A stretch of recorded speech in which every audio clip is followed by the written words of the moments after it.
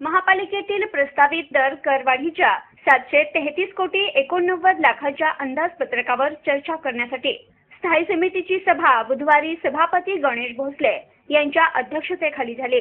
या अंदाजपत्रकात घरगुती पाणीपट्टी अर्धा इंची 1,500 वरून 3,000, पाऊण इंची 3,000 वरून 6,000, 1 इंची 6,000 वरून 10,000 रुपये प्रस्तावित करण्यात आली होती। घरगुती दरवाढीचा प्रस्ताव स्थायी समितीने फेटाळला। अर्थसंकल्पात प्रशासनानं व्यावसायिक पाणीपट्टीत वाढ प्रस्तावित केली होती।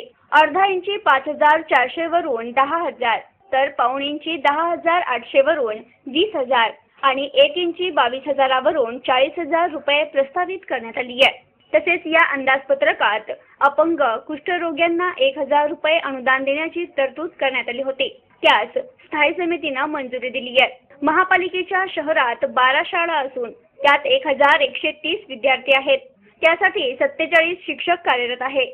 शिक्षक मंडळासाठी अर्थसंकल्पात 3 कोटी रुपये प्रस्तावित करण्यात आले।